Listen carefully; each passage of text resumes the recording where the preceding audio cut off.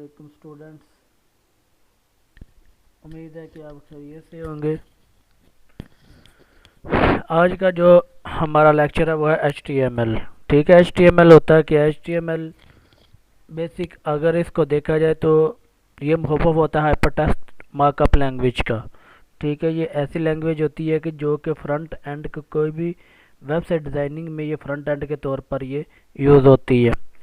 ठीक है, ये इसका काम क्या होता है? मेन तौर पर ये क्या करते हैं कि फ्रंट एंड के ऊपर जितने भी पेजेस वगैरह नज़र आ रहे होते हैं उनको डिस्क्राइब करना HTML का काम होता है। जो भी आपको कोडिंग वगैरह फ्रंट एंड के ऊपर नज़र आ रही होती है, लिखा हुआ होता है या कोई भी फंक्शन वगैरह मुख्तलिफ परफॉर्म हुए होते हैं, ठीक है, जितने भी नज़र आ रहे होते हैं वो सारे के सारे HTML में ही लिखे हुए होते हैं।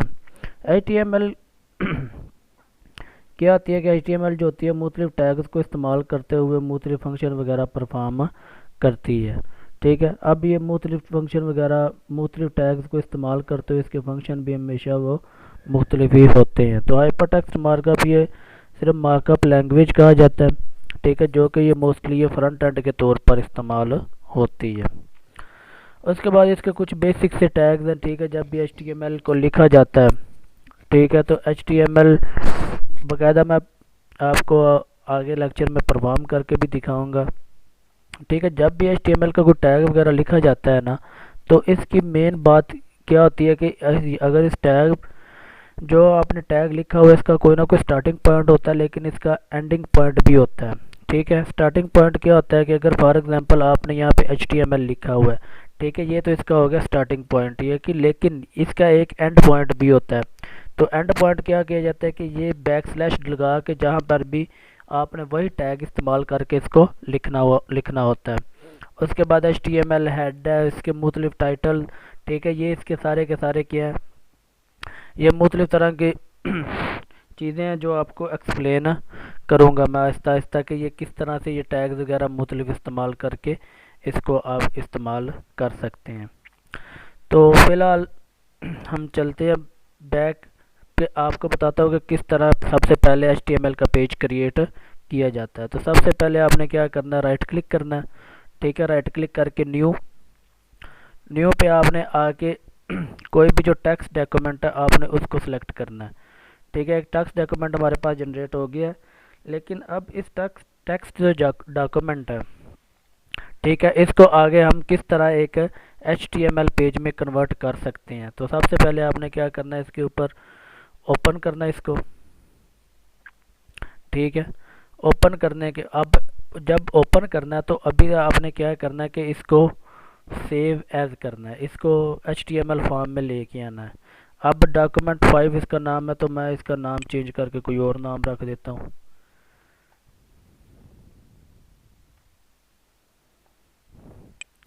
इसका नाम चलो कोई भी एक वेबसाइट,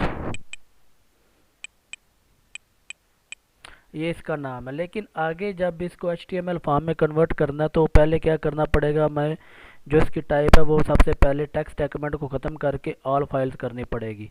ठीक है, उसके बाद वेबसाइट के बाद आगे क्या करना है, अपने .html लिखना है।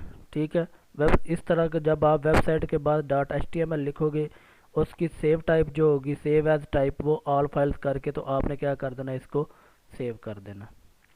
ठीक है, अब जब सेव किया तो हम देखते हैं क्या हुआ, ये देखें।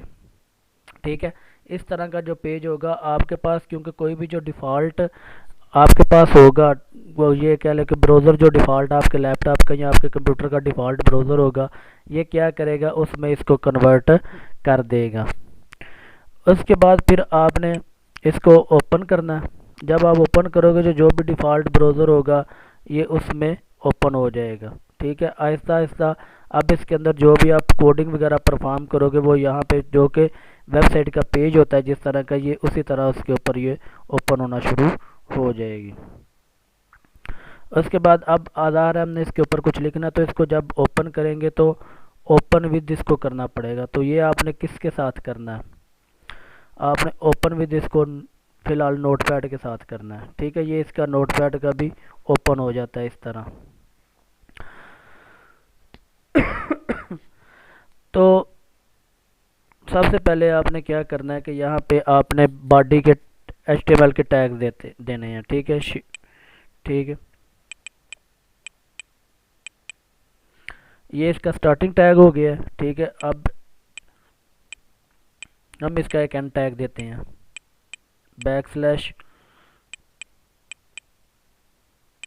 ये इसका एक एंड टैग हो गया। ठीक है, ये तो HTML के टैग्स हो गए हैं। लेकिन अब आगे क्या होगा कि आपने इसके अंदर मुख्तलिफ जो फंक्शन वगैरह होते हैं वो परफॉर्म करने होते हैं। सबसे पहले जो इसका ऊपर आता है वो हेड आता है। ठीक है, अब हम क्या करते हैं, इसका एक हेड का ज़रा बना लेते हैं, जिस तरह के आम एक इंसान के हेड के ऊपर होता है, इंसान के ऊपर हेड होता है, बिल्कुल यही हेड उसी तरह का काम करता है। ठीक है, हेड होगी, हेड के बाद अब आगे नीचे आती है इसकी बॉडी।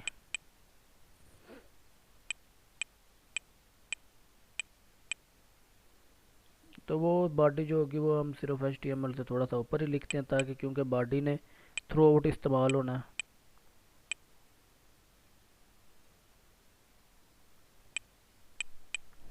अब ये देखें कि हर एक का जो भी आपने ओपनिंग टैग जो भी आपने लिखा हुआ है, ठीक है, हर एक का ओपनिंग टैग है और उसका एक ना एक क्लोजिंग टैग भी है। ठीक है, आपने HTML का ओपनिंग टैग लिखा है, उसका क्लोजिंग टैग है। ठीक है, हेड का ओपनिंग टैग है, उसका क्लोजिंग टैग है। बॉडी है, उसका ओपनिंग टैग है और बॉडी का क्लोजिंग टैग टैग भी है। ठीक है, यानी जितने आपने लिखते जाना है इसको, आपने इसके टैग वगैरह को भी लिखते जाना। अच्छा जी, अब हम देखते हैं कि जी हमारे ये किस तरह काम होती है। आज फॉर एग्जांपल अब इसके कुछ ना कुछ एलिमेंट्स हैं, वो आपको मैं परफॉर्म साथ साथ कर आपको बताता जाऊंगा और साथ साथ आप उसको परफॉर्म करते जाएंगे। इसके कुछ बेसिक्स हैं। ठीक है, HTML हेडिंग्स वगैरह हो जाती हैं, इस तरह की जो इसके बेसिक चीज़ें हैं। ठीक है, HTML के साथ जो हेडिंग चलती हैं वो H1 से लेकर H6 तक चलती हैं। ठीक है, यानी कि उसमें क्या होता है कि 6 हेडिंग चलती हैं, 6 मुख्तलिफ टाइप्स की। तो आप पहले देखते हैं कि क्या होता है इसके हेडिंग, देखते हैं कि हेडिंग किस तरह लिखी जाती है। आपने जो जो भी कोडिंग करनी है वो बॉडी के अंदर ही रह के करनी है। ठीक है, शिफ्ट, अब मैं H1 कोडिंग लिखने लगा हूँ, हेडिंग लिखने लगा हूँ कि H1 हेडिंग किस तरह होगी।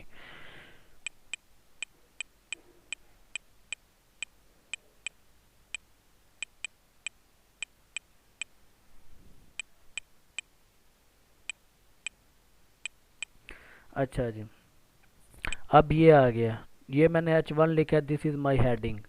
अब इसको देखते हैं कि ये किस तरह परफॉर्म करता है। फाइल के ऊपर इसको क्या करते हैं, सेव करते हैं। ठीक है, सेव करके जो भी आपका ब्राउज़र ओपन होता है, ठीक है, जिसके ऊपर आपका पेज है, आपने क्या करना है, इसको रिफ़्रेश कर देना यहाँ से। तो ये देखिए इस तरह क्या होगा कि आपकी जो भी HTML पेज के ऊपर हेडिंग वगैरह जो भी आपने लिखी होगी वो इस तरह क्या होगी, इसके ऊपर शो होना शुरू हो जाएगी। ठीक है, जो जो आप इसके अंदर कोडिंग वगैरह लिखते जाओगे वो यहाँ पे क्या करेगी कि आपको सब कुछ दिखाना शुरू कर देगी। तो ये हेडिंग है, हेडिंग कोडिंग के अंदर 6 किस्म की होती हैं।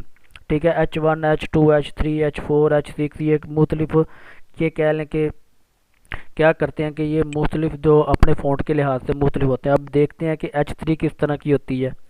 ठीक है, इसी को हम कॉपी पेस्ट करते हैं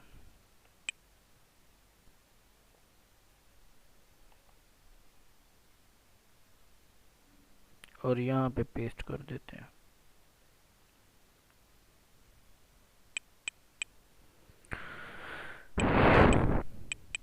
अच्छा, अब ये हो गया, तो अब इसको आपने सेव कर देना।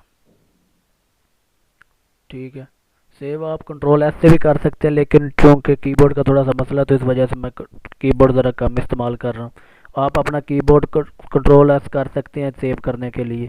तो हम क्या करते हैं, जाके देखते हैं दोबारा अपने ब्राउज़र पे और इसको रिफ़्रेश करते हैं। ठीक है, ये जैसे जैसे आप रिफ़्रेश करोगे इसकी कोडिंग के लिहाज से ये क्या होता जाएगा, ये चेंज होता।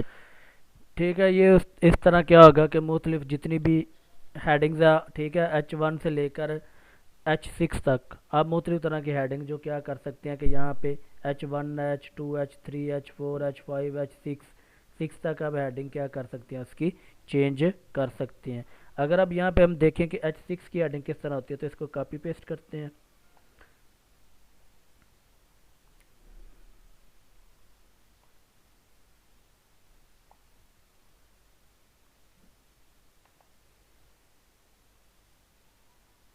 और नीचे करके इसको पेस्ट कर देते हैं। अच्छा, अब मैं यहाँ पे H6 की हेडिंग लिखने लगा हूँ।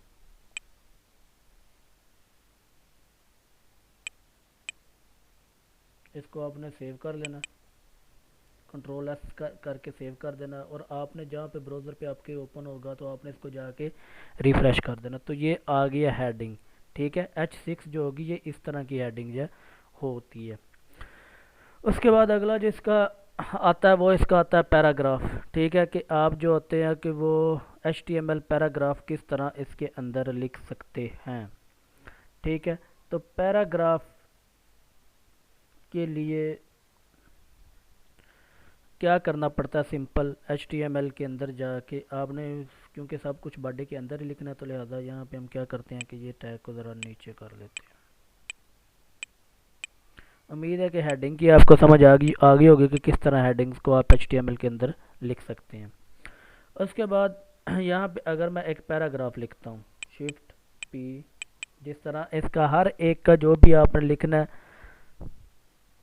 दिस इज ए पैराग्राफ, ठीक है। जिस तरह आपने हर जो भी आप यहाँ पे एलिमेंट लिखेंगे, हर एक का एक ही जो स्टार्टिंग टैग होगा और उसका क्लोजिंग टैग भी लाजमी इसके साथ ही होगा। पैराग्राफ लिख दिए। अब हम देखते हैं कि जो पैराग्राफ हमने लिखा है ये किस तरह से आता है।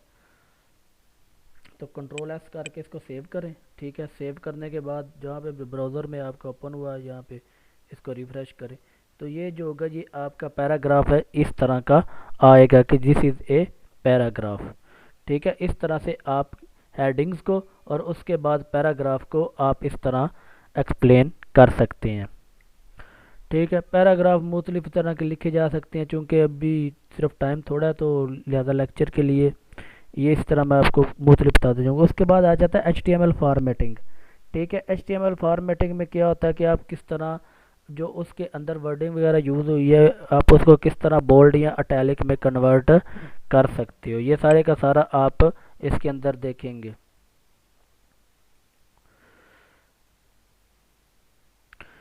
ठीक है।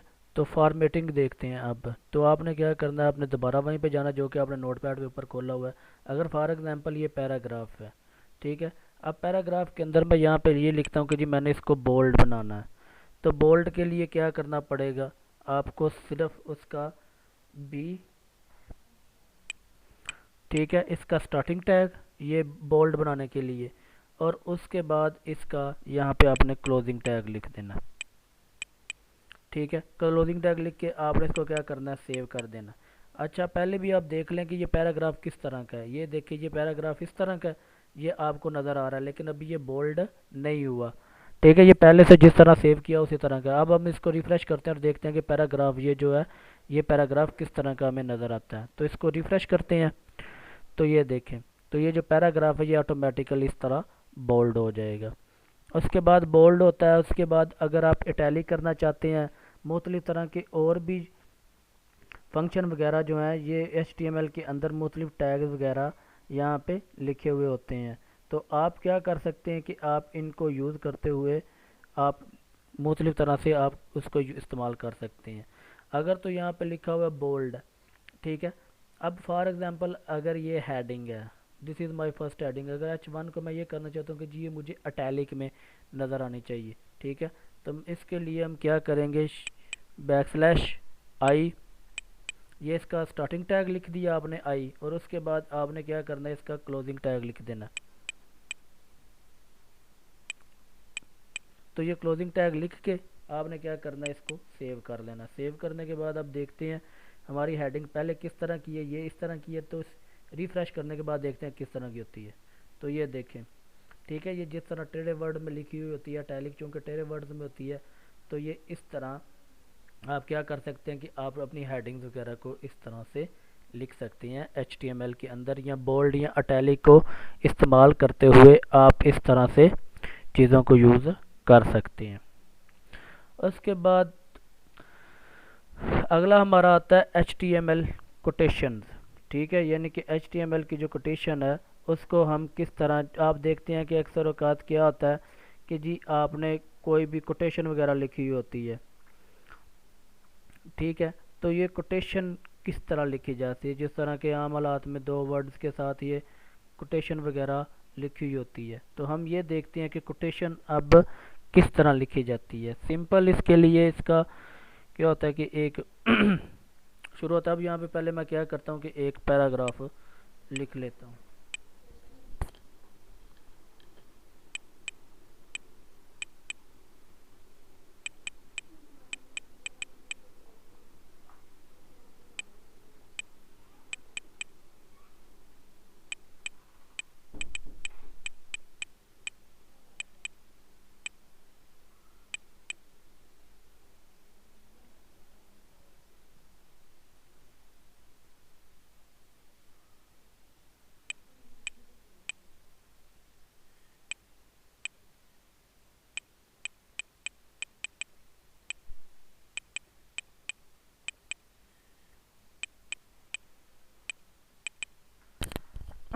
अच्छा जी, अब मैंने लिख दिया। अब देखते हैं कि ये कोटेशन जो होती है ये किस तरह से यहाँ पे इस्तेमाल होती है, कि जो आपने यानी कि कोटेशन किस तरह जो कि HTML की फॉर्म में कोटेशन लिखी जाती है।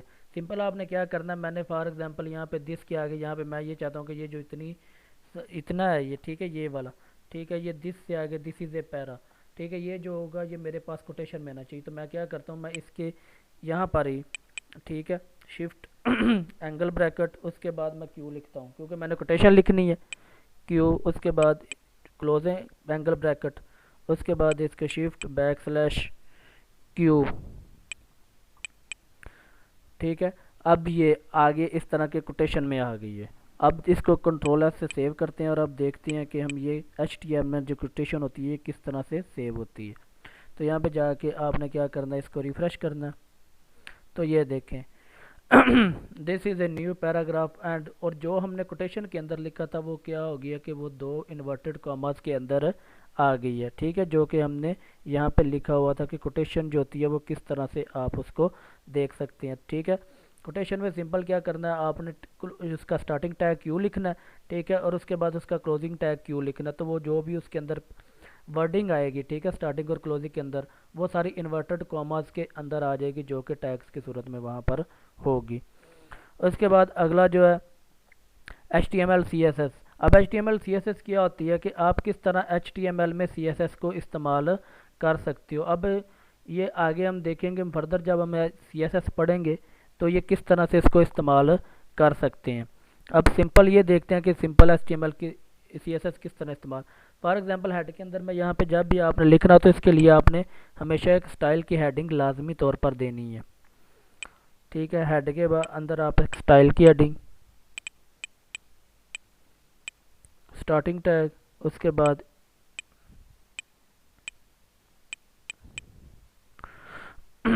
इसका स्टाइल का क्लोजिंग टैग, ठीक है, ये आ गया। अब यहाँ पे मैं लिखना चाहता हूँ कि जी मैं ये लिखना चाहता हूँ कि मैं ये क्या करता हूँ कि जी मैं कहता हूँ कि जो वो बैकग्राउंड कलर है ना, ठीक है, बॉडी का बैकग्राउंड कलर ये पिंक होना चाहिए, ठीक है। तो हम देखते हैं कि ये बॉडी का बैकग्राउंड कलर किस तरह इस्तेमाल होता है। तो आपने क्या करना है, लिखना है बॉडी, उसके बाद आपने इसके अंदर ये ब्रैकेट डालनी है, ठीक है, जिसको आप कह सकते हैं कि ये करली ब्रैकेट डालनी है, ठीक है। उसके बाद आपने इसके अंदर लिखना है बैकग्राउंड,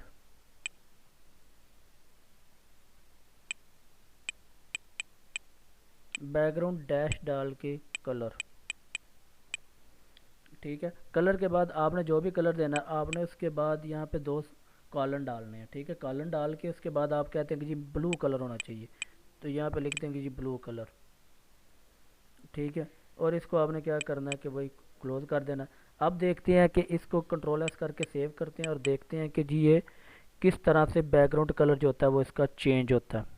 इसको रिफ़्रेश करते हैं जो अब चला हुआ है, तो ये देखें, ठीक है, जो भी आपकी बॉडी है उसका बैकग्राउंड कलर जो है वो क्या हो गया है, चेंज हो गया है, ठीक है, बैकग्राउंड कलर है। उसके बाद अगर आप ये चाहते हैं कि जी हेडिंग ठीक है, H1 का जो कलर है वो किस तरह का होना चाहिए, ठीक है, वो रेड होना चाहिए जी। अब यहाँ पे बॉडी में H1 लिखता हूँ, H1, ठीक है, सेम टू सेम उसी तरह यहाँ पे सारा आएगा, सॉरी ये HI लिखा हुआ है, H1। अब इसका भी इसका भी अब यहाँ पे बैकग्राउंड, बॉडी के लिए बैकग्राउंड कलर होता है, लेकिन यहाँ पे वर्डिंग के लिए जो होता है वो सिर्फ कलर लिखा जाता है। ठीक है, COLOR कलर, क्योंकि ये कलर दूसरा नहीं होता, ये अमेरिकन लैंग्वेज में होता है, तो अमेरिकन लैंग्वेज में कलर इसी तरह लिखा जाता है। कलर आप लिखना चाहते हैं जी, रेड कलर होना चाहिए। ठीक है, शिफ्ट करके इसको और उसके बाद Ctrl+S करके आप इसको सेव कर लें। अब देखते हैं कि जी क्या फ़र्क पड़ता है, तो इसको रिफ़्रेश करें तो ये देखें जो हमारी फर्स्ट हेडिंग है इसका जो रेड कलर हो गया वो क्या हो गया, रेड कलर हो गया। तो इस तरह आप क्या कर सकते हैं कि आप मुख्तलिफ कलरिंग वगैरह जो होती हैं वो इसके अंदर आप उसको ऐड कर सकते हैं HTML के अंदर CSS को इस्तेमाल करते हुए। और आगे फर्दर हम इसका एक मुकम्मल CSS के ऊपर मैं एक लेक्चर भी बनाऊंगा कि वो किस तरह आप इसको कर सकते हैं। उसके बाद हमारा जो अगला टॉपिक है वो है HTML लिंक। अब आपने ये देखा होगा कि फर्दर क्या होता है कि लिंक वगैरह कुछ पड़े हुए होते हैं। ठीक है, यानी कि जो भी आप मुख्तलिफ तरह से लिंक वगैरह इस्तेमाल करते हैं, कोई भी आप वेबसाइट ओपन करना है उसके ऊपर लिंक, फर्दर लिंक जब क्लिक करते हैं तो वो कैसे काम करता है। तो सिंपल अब देखते हैं कि कोई भी लिंक जो होता है वो किस तरह काम करता है। मैं फिर पहले क्या करता हूँ, इसके ज़रा मैं कलर वगैरह जो होते हैं इसको मैं ख़त्म कर देता हूँ ताकि वो हमारे पास सिंपल फॉर्म में आ सके। तो ये कलर वगैरह को ख़त्म किया इसका जब, तो ये सिंपल फॉर्म में आ गया ताकि आपको इजी से ये ठीक तरह से ये नज़र आ सके। उसके बाद यहाँ पे जब भी आपने लिंक लिखना है तो लिंक से पहले क्लोज ओपनिंग टैग, उसके बाद आपने एंकर साइन, ठीक है, उसके बाद H रेफरेंस, ठीक है, REF। ये क्या होता है कि ये रेफरेंस के तौर पर इस्तेमाल होता है कि जी आप कोई ना कोई इसका रेफरेंस दे रहे हैं। उसके बाद इक्वल टू, जो भी अब आपने यहाँ पे लिखना है, फॉर एग्जांपल मैं लिखता हूँ गूगल का www.google.com। अब यहाँ पे मैंने ये लिख दिया कि जी मैं जब भी ये google.com का, ठीक है, इसको मैं क्लोज करता हूँ।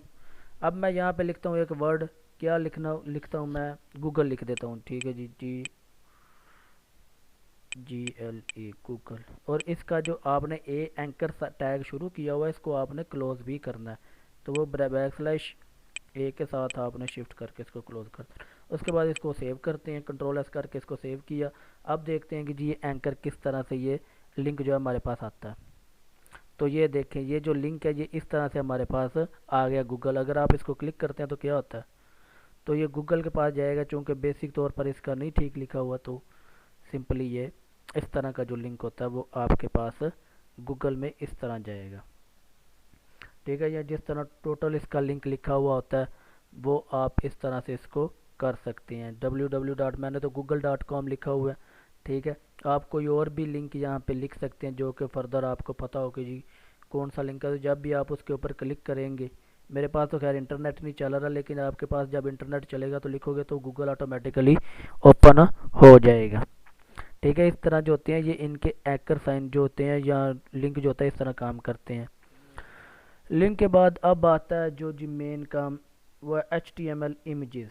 ठीक है, अब हम ये देखते हैं कि हम HTML के इमेज को किस तरह से इस्तेमाल कर सकते हैं।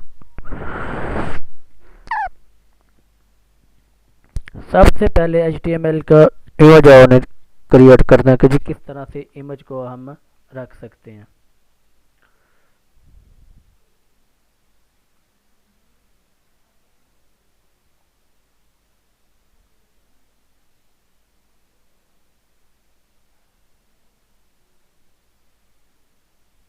अच्छा जी, अब HTML के इमेज को किस तरह हम इसके अंदर कर निकालते हैं, तो पहले क्या करते हैं, यहाँ पे जाते हैं।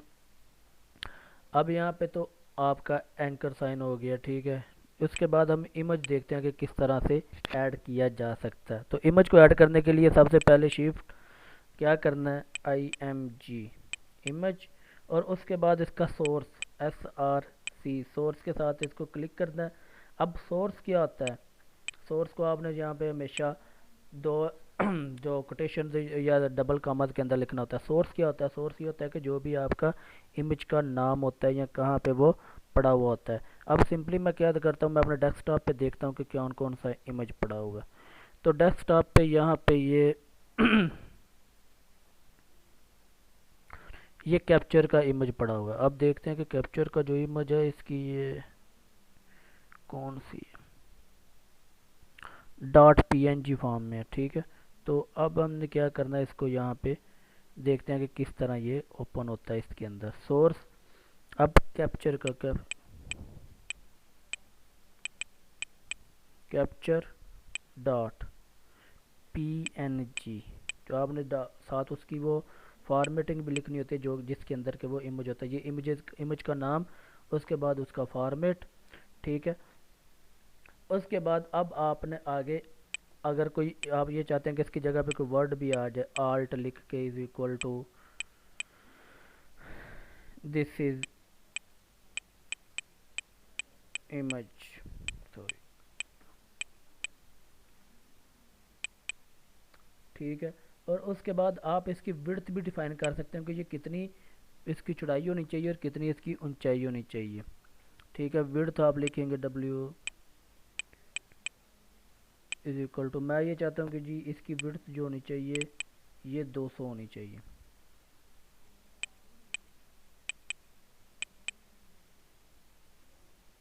हाँ,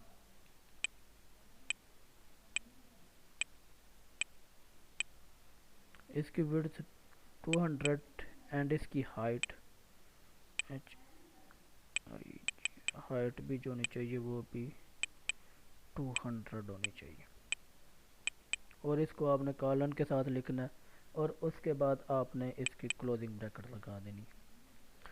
अच्छा सॉरी, अच्छा अब ये हमने लिख दिया। अब ये देखते हैं कि किस तरह जो इमेज होती है वो इसके ऊपर कंट्रोल एस करके इसको सेव करते हैं। सेव करने के बाद अब अपने ऊपर ब्राउज़र पे जाते हैं जहाँ पे हमने लिखा हुआ था, तो इसको जाके रिफ़्रेश करते हैं।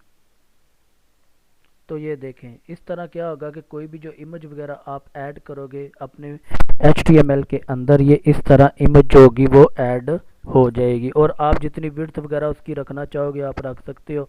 फॉर एग्जांपल मैं इसकी हाइट जो होती है वो 500 कर देता हूँ यहाँ पे। इसकी हाइट जो मैं 500 कर देता हूँ, ठीक है। इसको कंट्रोल एस करके सेव करते हैं। अब देखते हैं कि हाइट के ऊपर क्या फ़र्क पड़ता है। हाइट मैंने 500 कर दी है, तो अब देखेंगे क्या क्या फ़र्क पड़ता है। तो ये इस तरह इसकी हाइट जो होगी वो बढ़ जाएगी। यानी आप उसकी हाइट और विड्थ को अपने हिसाब से मैनेज कर सकते हैं कि किस तरह ये चलेगा इमेजेस को, ठीक है। इसको सिंपली फिर उसकी बैक फॉर्म में ले आते हैं, 200 ही बहुत है। इसको कंट्रोल एस करके सेव करते हैं, दोबारा करके इसको रन करते हैं। तो इस तरह ये दोबारा अपनी बैक टू बैक शक्ल में इस तरह आ जाएगी। उसके बाद अगला कौन सा इमेजेस है, उसके बाद टेबल, ठीक है कि टेबल को आप किस तरह यूज़ कर सकते हो। अच्छा, अब टेबल जब आपने इसका क्रिएट करना है तो सबसे पहले आपने क्या करना है, यहाँ पे जाके टेबल की एक हेडिंग देनी है, ठीक है। इंटर, इसको यहाँ पे स्पेस हमें ज़्यादा चाहिए, तो यहाँ पे जाके हम क्या करेंगे, सबसे पहले इसका टेबल की हेडिंग देंगे शिफ्ट। टेबल का जिस तरह सब का ओपनिंग टैग होता है, टेबल का भी ओपनिंग टैग है, ठीक है। उसके बाद इंटर, इसका क्लोजिंग टैग भी हम यहीं पे बना लेते हैं, shift back slash tea table, ठीक है। इसका ये क्लोजिंग टैग हो गया। अब टेबल के अंदर जब भी आपने लिखना है तो आपने क्या लिखना है कि हमेशा कोई भी डाटा रोज़ और उसको कतारों में लिखना है, ठीक है। तो अब सबसे पहले इसकी रोज़ लिखते हैं, ठीक है। किस तरह की जी, इसकी जो रोज़ वगैरह होती हैं हम वो लिख सकते हैं, ठीक है। तो अब सबसे पहले जब टेबल रो लिखेंगे तो उसके लिए TR लिखेंगे, ठीक है। TR क्या करता है, ये टेबल की रो को ज़ाहिर करेगा, यानी एक कतार के अंदर जितना भी डाटा पड़ा हुआ होगा।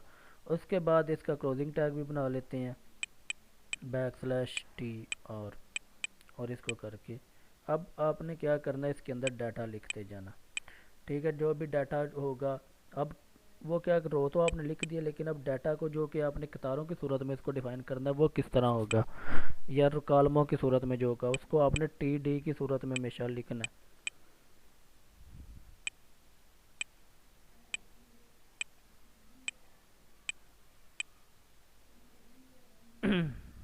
टी डी, उसके बाद इसका क्लोजिंग टैग है बैक स्लैश टी टी। ठीक है, उसके बाद हम क्या करते हैं, दो आप जितनी दफ़ा भी इसके कतारें यानी कॉलम बनाना चाहते हैं आप वो लिख सकते हैं।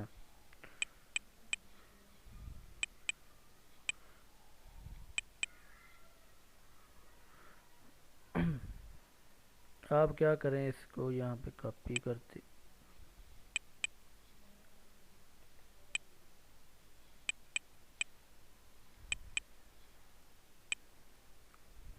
या हम इसको नहीं लिख लेते हैं, ये लैपटॉप थोड़ा सा इशू कर रहा है।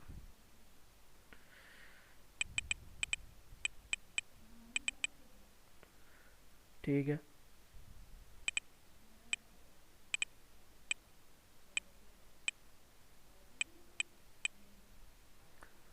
टी डी अब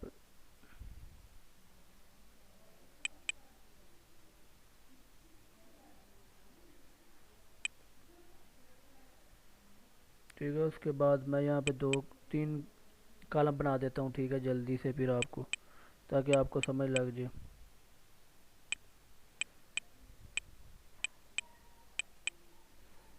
ठीक है, उसके बाद नीचे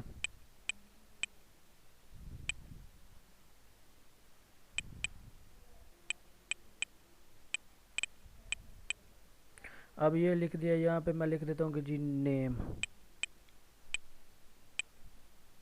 उसके बाद यहाँ पे रोल नंबर, उसके बाद यहाँ पे CNIC। ठीक है, ये तो आपका एक टेबल का बन गया। इसको देखते हैं कि ये किस तरह जो है टेबल यहाँ पे काम करता है। इसको आप ओपन करो। तो ये देखें, ये नेम रोल नंबर, ये चूँकि इसके दरमियान विड्थ ज़रा कम है तो लिहाजा ये इसी तरह क्या होगा, ये काम करेगा। ये टेबल जो होगा ये एक कतार में भी सारे के सारे आ जाएंगे। अगर रोल नंबर को आपको नहीं ठीक समझ आ रही तो नंबर को यहाँ पे ख़त्म कर देते हैं, इसको सेव करते हैं और इसको दोबारा देखते हैं। तो ये देखिए इस तरह क्या होगा कि ये टेबल जो होगा ये तीनों में इसी तरह आ जाएगा। अब उसके बाद ये टेबल वगैरह मोस्टली बॉर्डर वगैरह इसको डिफाइन किए जाते हैं, तो इंशाल्लाह जब अगले CSS के लेक्चर में आएंगे तो उसको हम डिफाइन करेंगे कि किस तरह इसके बॉर्डर। उसके बाद HTML की लिस्ट होती हैं। लिस्ट क्या आती हैं, दो तरह की लिस्ट होती हैं, एक ऑर्डर लिस्ट होती है, दूसरी अनऑर्डर्ड लिस्ट होती हैं। ठीक है, ऑर्डर लिस्टें कौन सी होती हैं? ऑर्डर लिस्टें ऐसी लिस्टें होती हैं जो कि किसी न किसी एक नंबर के साथ वो की जाती हैं। ठीक है, डिफ़ाइन की जाती हैं। अब सिंपल उम्मीद है कि ये आपको इतना पता चल गया होगा। अब इसको ज़रा टेबल वगैरह को सारी चीज़ों को ज़रा मैं ये डिलीट करने लगा ताकि ये पेज आपको समझ आ सके। अच्छा, अब हम इसकी पहले लिस्ट जनरेट करते हैं। ऑर्डर लिस्ट जब आपने लिखना है तो सबसे पहले ऑर्डर लिस्ट के लिए इसका OL ऑर्डर लिस्ट, ठीक है, और इसको एंकर साइन यानी इस तरह आपने कर ली, जो एंगल ब्रैकेट होनी है उसके साथ आपने इसको डिफाइन करना है। ठीक है, ऑर्डर लिस्ट है। उसके बाद यहाँ पे इसका क्लोजिंग टैग बना देते हैं, ऑर्डर लिस्ट शिफ्ट इस तरह करके। उसके बाद यहाँ पे जब आपने लिस्ट क्रिएट करनी है तो आपने LI लिखना है। डाटा जो भी लिखना है आपने इसके अंदर ही लिखना है। LI यानी कि जो भी लिस्ट का डाटा होगा वो आपने इसके अंदर यहाँ पे लिखते जाना है।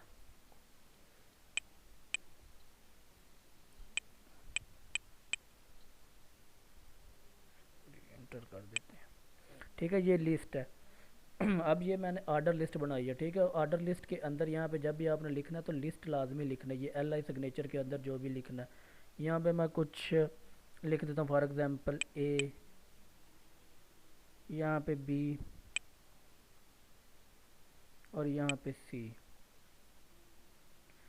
ठीक है, ये देखते हैं कि ऑर्डर लिस्ट है ये किस तरह काम।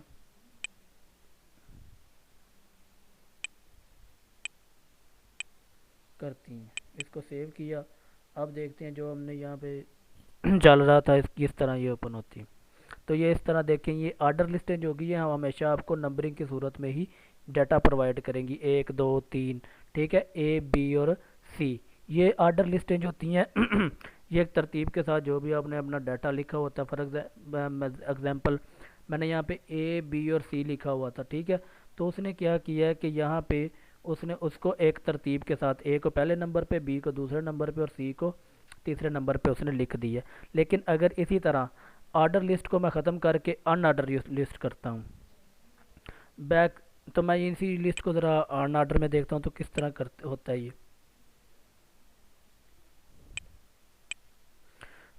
इसको सेव करते हैं, ठीक है, इसको दोबारा से रिफ़्रेश करते हैं तो देखते हैं क्या होता है। अब ये देखें तो ऑर्डर लिस्ट, जब मैंने पहले ऑर्डर लिस्ट का किया था तो उसने यहाँ पे डॉट की जगह पे नंबर शो करवाए थे, लेकिन अनऑर्डर लिस्ट क्या करती है कि वो नंबरिंग शो यानी उसकी कोई सीक्वेंस शो नहीं करवाती, वो सिंपल जो भी डाटा आपका लिखा हुआ होता है उसको वैसे का वैसे ही वो वहीं पे आपको सेंड कर देती है। उसके बाद लिस्ट के बाद आगे आता है ब्लॉक्स हैं, ठीक है, कि HTML के किस तरह ब्लॉक्स क्रिएट कर सकते हैं। तो HTML के ब्लॉक्स जब आपने क्रिएट करने होते हैं तो आपने क्या करना होता है, सिंपल डिव उसको लिख के, ठीक है, उसके बाद शिफ्ट बैक स्लैश डिव, ठीक है। ये एक तरह का डिव जो होती है ये एक तरह का ब्लॉक क्रिएट कर देती है, इसके अंदर आप कुछ भी लिख लो।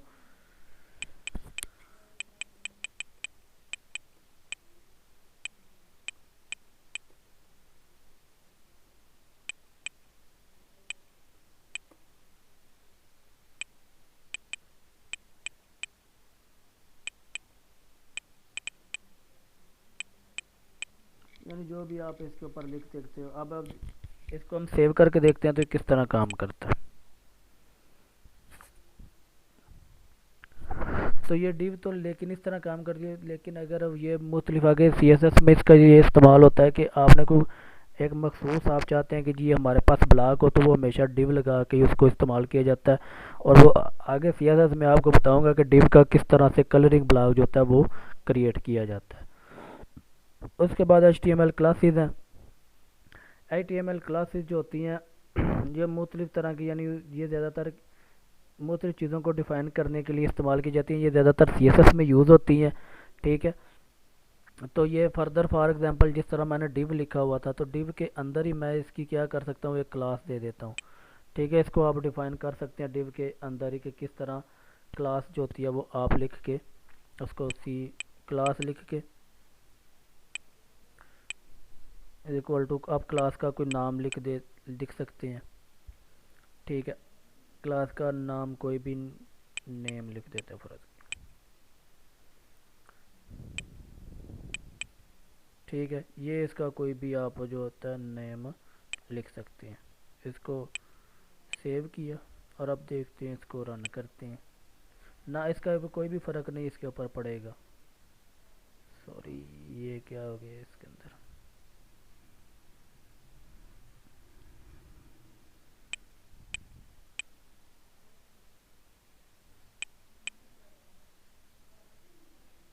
इसको सेव करते हैं, अब देखते हैं कि क्या होता है। ठीक है, ये आ गया, लेकिन ये ज़्यादातर CSS के लिए मुख्तलिफ क्लासेस वगैरह को ये डिफ़ाइन करने के लिए इसको इस्तेमाल किया जाता है। वो आगे मैं CSS में आपको बताऊंगा कि किस तरह डिव क्लासेस और आईडी वगैरह जो होती हैं एक तफसील के साथ उसको इस्तेमाल किया जाता है।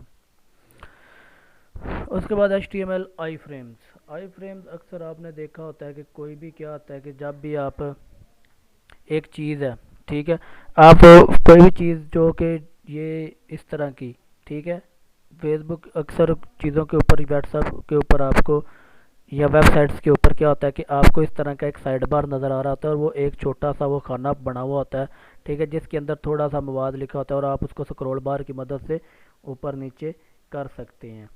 तो अब ये देखते हैं कि ये आपको सिंपली पता चल जाएगा कि ये आई फ्रेम होता है क्या और ये किस काम के लिए इस्तेमाल किया जाता है। तो सबसे पहले यहाँ पे एक आई फ्रेम क्रिएट करते हैं। आई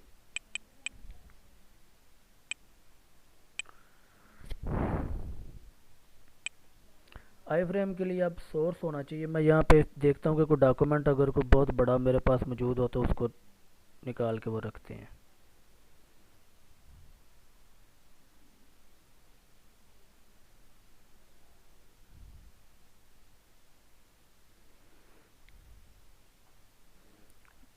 फॉर एग्ज़ाम्पल ये डॉक्यूमेंट है, इसको मैं यहाँ से कॉपी करता हूँ और इसको डेस्कटॉप के ऊपर ही हम यहाँ पे पेस्ट करते हैं।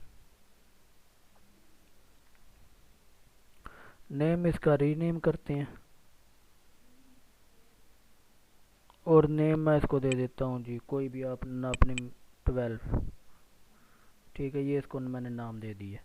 अब क्या होगा कि जिस तरह हमने इमेज वगैरह इसके अंदर डाली थी तो उसी तरह ये आई फ्रेम का भी आपने क्या करना है, कोई ना कोई सोर्स, ठीक है, यानी कहाँ से ये आप इसको यूज़ कर रहे हैं। तो सोर्स यानी आपने वो नाम लिखना है जो भी आपके पास होगा। तो मैंने इसका नाम 12 रखा हुआ था डाट, लेकिन अब इसके साथ ये देखना पड़ेगा कि इसकी एक्सटेंशन कौन सी है, यानी जो पिक्चर है ये किस एक्सटेंशन में बनी हुई है।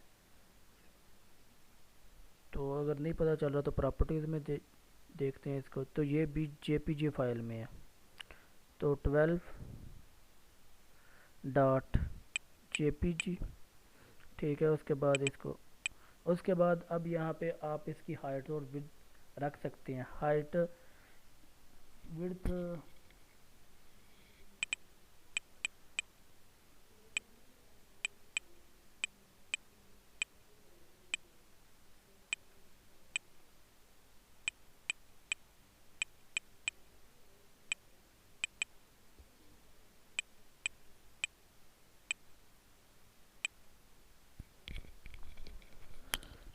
इसको यहाँ पे क्लोज कर देते हैं। लेकिन अब आई फ्रेम का क्लोजिंग टैग भी हम यहाँ पे लिखते हैं,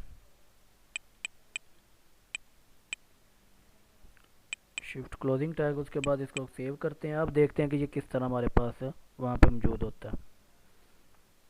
इसको रिफ्रेश करते हैं तो ये देखें, ठीक है, ये कोई भी जो डॉक्यूमेंट था आप क्या कर सकते हैं, आप इसको देख सकते हैं।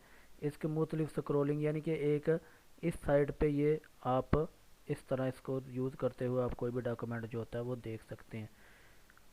ठीक है, ये कोई भी वर्ड है तो ये एक साइड पे जो भी पड़ा हुआ होता है, ठीक है, डाटा, आप उसको स्क्रॉल बार की मदद से इधर उधर करके देख सकते हैं। तो ये जो होता है ये एक विंडो समझ लें कि एक साइड पे ही होती है, तो जो कि मुख्तलिफ वेबसाइट पे दूसरे किस्म का डाटा आपको प्रोवाइड करती है। उसके बाद ऑडियो है, ठीक है, आप किस तरह ऑडियो और वीडियो जो होती है वो HTML के अंदर इस्तेमाल कर सकते हैं। सबसे पहले ऑडियो में जब जब ऑडियो की बात करते हैं तो ऑडियो किस तरह आप उसके अंदर क्रिएट कर सकते हैं ये हम देखते हैं इसके ऊपर। अब यहाँ पे ऑडियो हम जनरेट करेंगे कि किस तरह जी वो ऑडियो जो होगी वो बनेंगे। ऑडियो अब यहाँ पे ये देखते हैं कि किस तरह ऑडियो आप लिख सकते हैं इसके अंदर।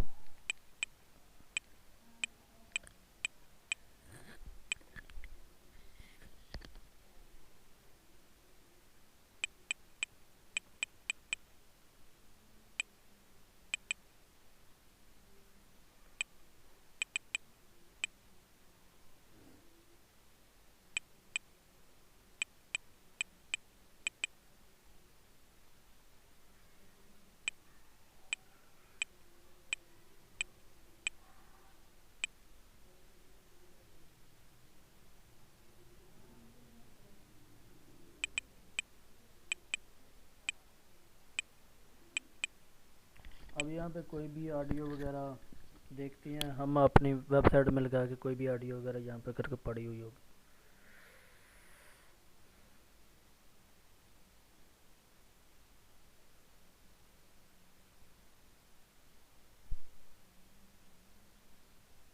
अच्छा, यहाँ पर ये एक ऑडियो ट्यून है, ये देखते हैं कि किस तरह हम ऐड कर सकते हैं। ये नाम है सोर्स नेम। अब आप उसका नाम लिखेंगे तो नाम मैंने 13 डॉट, अब यहाँ पे आपने एक्सटेंशन भी साथ में लाजमी लिखनी होती है, ठीक है, तो ये इसकी एक्सटेंशन थी MP3।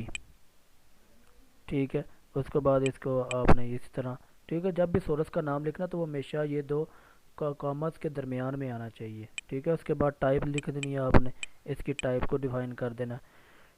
टाइप को लिख के इक्वल शिफ्ट, अब टाइप क्या होगी, इसकी टाइप एक ऑडियो है, ठीक है, तो ऑडियो लिखना है आपने, क्योंकि हम ऑडियो यूज़ कर रहे हैं। उसके बाद ऑडियो के बाद आपने इसकी बैकस्लैश के साथ जो भी इसकी एक्सटेंशन होगी, ठीक है, यहाँ पे एक्सटेंशन कौन सी है इसकी, MP3, तो आपने वो लिख देना, ठीक है। तो यहाँ पे अब हम क्या करते हैं कि इसको देखते हैं, इसको क्लोजिंग टैग करके, तो अब हम देखते हैं कि जी ये किस तरह, बल्कि ऑडियो का क्लोजिंग टैग भी कर दे, शिफ्ट बैकस्लैश ऑडियो, इसको आप सेव कर लें। अब देखते हैं कि जी ऑडियो किस तरह जो होती है वो चलती है। यहाँ पे आते हैं अपने ब्राउज़र के ऊपर, इसको दोबारा रिफ़्रेश करते हैं, तो ये देखिए ये इस तरह का आपके पास जो ऑडियो का एक सीक्वेंस आ जाएगी, ठीक है। अब आप इसको प्ले कर सकते हैं, ठीक है। तो इस तरह आप इसके ऊपर मुख्तलिफ कंट्रोल वगैरह करके इसको, उसके बाद अनप्ले, इस तरह की चीज़ें इसके ऊपर कर सकते हैं, वॉल्यूम वगैरह इसका कम कर सकते हैं, यानी जिस तरह एक आम ऑडियो चलती है उस तरह आप इसको क्रिएट कर सकते हैं। उसके बाद वीडियो है, ठीक है। वीडियो अब आप किस तरह इसके डाल सकते हैं कि आप अपने HTML के पेज के अंदर वीडियो किस तरह डाल सकते हैं, तो उसका बिल्कुल एक सिंपल सा मेथड है, ठीक है। जिस तरह आपने ऑडियो को उसके अंदर किया है तो सेम टू सेम उसी तरह का वीडियो का भी होगा, ठीक है। ऑडियो का तो ये है, वीडियो का अब सेम टू सेम इसी तरह होगा। वीडियो उसके बाद अगर आप इसके अंदर कंट्रोल डालना चाहते हैं,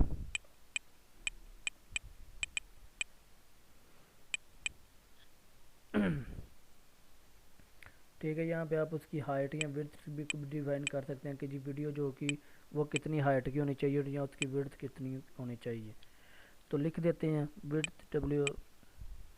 विड्थ और हाइट को मैं क्या करता हूँ यहाँ से कॉपी पेस्ट करके लिख लेता हूँ।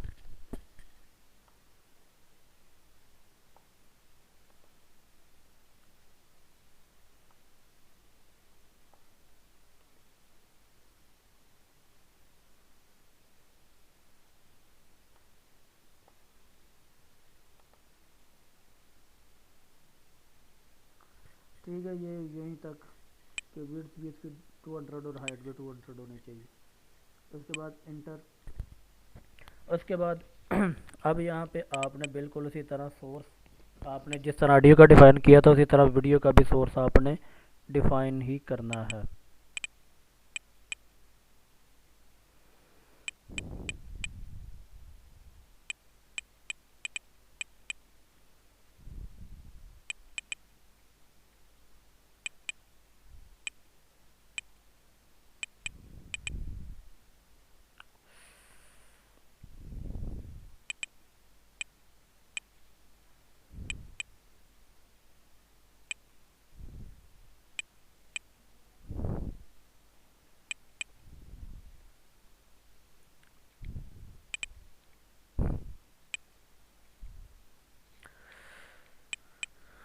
अच्छा, अब आज देखते हैं कि इसका सोर्स आपने डालना, ठीक है।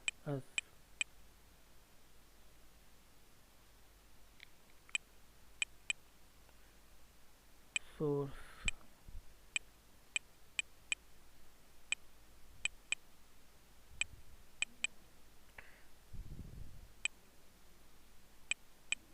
अब सोर्स यहाँ पे मेरे पास एक वीडियो पड़ी हुई है, ठीक है, उसका नाम लिख देते हैं, ठीक है। वीडियो मेरे पास जो है वो है PIPP डॉट, अब देखते हैं, मैं ज़रा इसकी एक्सटेंशन देख लूँ कौन सी है।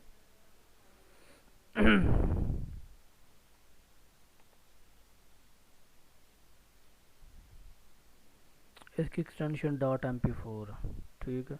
तो आपने पिप .mp4, ठीक है, और उसके बाद इसको, उसके बाद आपने क्या करना है, इसकी टाइप लिखनी है, जिस तरह ऑडियो में टाइप लिखी थी सेम टू सेम इसी तरह उस यहाँ पर भी टाइप लिखेंगे। टाइप कौन सी है, वीडियो, बैकस्लैश एक्सटेंशन कौन सी है वो भी आपने यहाँ पे बतानी है, MP4, ठीक है। तो वो एक्सटेंशन आपने यहाँ पे इसके अंदर बता देनी है, सॉरी यहाँ पे डबल कॉमाज नहीं है। इसको कंट्रोल S करके सेव करेंगे और अब अपने ब्राउज़र पे जाकर देखते हैं कि जी किस तरह का आती है। तो ये देखें, ये जो भी वीडियो आप यहाँ पे पर लिख रखेंगे, ठीक है, वो यहाँ पे चलना शुरू हो जाएगी। जो भी आप यहाँ पे इसकी हाइट और विड्थ मैंने 200 रखी है तो ज़्यादा, इस वजह से वो सिर्फ इतनी ही वीडियो आएगी। तो जितनी आप हाइट या विड्थ उसके हिसाब से डिफाइन करोगे, उस हिसाब से आपकी वीडियो जो होगी वो जनरेट हो जाएगी। यह इस तरह आप क्या कर सकते हो कि अपने पेज में ऑडियो वीडियो इस तरह जनरेट कर सकते हो। ये आज का लेक्चर ज़रा थोड़ा सा लेंथी हो गया, क्योंकि मैं ये चाह रहा था कि ज़रा आपको तफसीली समझ आ सके, ठीक है। उसके बाद यहाँ पे अब हमने क्या करना है कि जी आगे हम HTML में किस तरह YouTube को ऐड कर सकते हैं, कि YouTube का भी ज़ाहिर है ऐड होता है, तो वो किस तरह हम क्या YouTube को ऐड कर सकते हैं।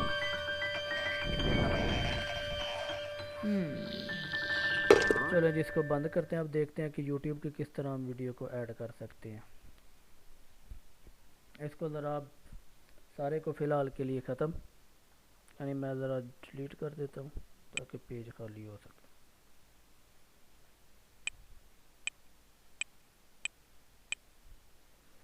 अब यहाँ पे YouTube की वीडियो किस तरह आपने इसको डालना है, ठीक है। तो हम क्या करेंगे कि YouTube की कोई भी वीडियो ओपन करते हैं तो इसको देखते हैं कि किस तरह अच्छा बिल्कुल उसी तरह जिस तरह हमने पहले ऑडियो या वीडियो में इसको किया था, अब देखते हैं कि YouTube की जो वीडियो होती है वो किस तरह चलती है, ठीक है। ये मैंने कोई YouTube की वीडियो का लिंक लिया हुआ है, ठीक है, जो मेरे पास YouTube में ओपन पहले आई थी। मैंने कोई भी वीडियो का लिंक यहाँ पे डाल दिया, ठीक है। एम्बेड करना मैंने, अब देखना है कि जी इसकी हाइट या विड्थ कितनी रखनी है। तो मैंने हाइट भी 300, विड्थ भी 300 रख दी है, ठीक है। अब आपने क्या करना है कि वहाँ पे जो भी यूट्यूब की वीडियो का लिंक होगा वो आपने यहाँ पे उठा के सोर्स में डबल कॉमास के अंदर करके आपने इसको रख देना। कंट्रोल एस करके इसको सेव करते हैं। अब ये देखते हैं कि किस तरह यह चलती है।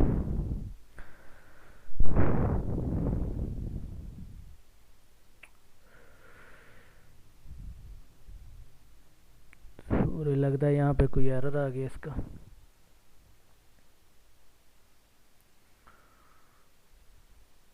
ठीक है स्टूडेंट, आप इसको ज़रा खुद से ट्राई करना। अभी मेरे पास फ़िलहाल इंटरनेट का ज़रा मसला आ रहा है, तो इस वजह से वीडियो वगैरह नहीं चल रही। सिंपल आपने एम्बेड वगैरह लिख के आपने क्या करना, हाइट विड्थ डिफ़ाइन करके आपने सोर्स का, यानी जहाँ से भी आपने इसको लिंक वगैरह लिया होगा, आपने उसका लिंक कॉपी करके आपने सोर्स के आगे लिख देना, ठीक है। तो लिख के आपने सेव करके तो इसको एंटर करना।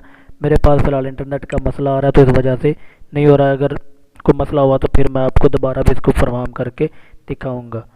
ठीक है स्टूडेंट्स, अल्लाह हाफिज़, और इसको घर पे ट्राई कीजिएगा। Thank you.